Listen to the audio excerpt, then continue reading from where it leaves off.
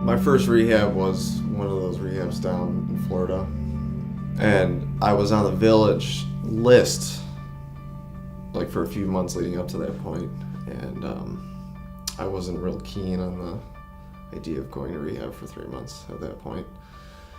And it just so happened that, I didn't really have a place to go. My addiction was at a all-time high at that point.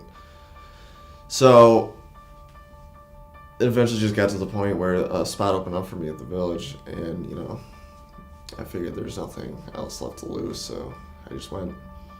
And that was like my first experience with it, with Horizons, as a whole. And I saw, what they were doing, and I saw how different it was from, my other experiences, with whether it was outpatient or inpatient. I saw that they had almost a more of like a personalized touch to it.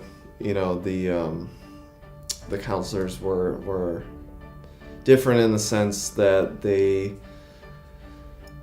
treated you more like a person rather than, a number or an insurance payout, or whatever the case may be. Down in Florida, it's a whole different ballgame. It's all about money and cycling people through.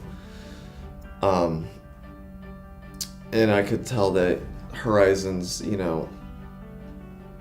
took stock in like whether or not you stay clean afterwards, whereas other places not necessarily cared.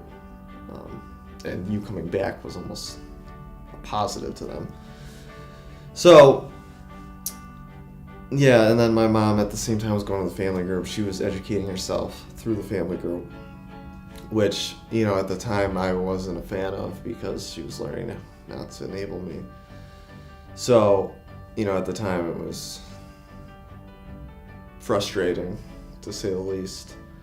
But upon looking back now, the steps she took to, stop enabling me and to, kind of bring my addiction to a point where I realized, I needed help, where I bottomed out, and I realized that, I couldn't do this by myself. We're both fortunate that Horizons was able to help us with that.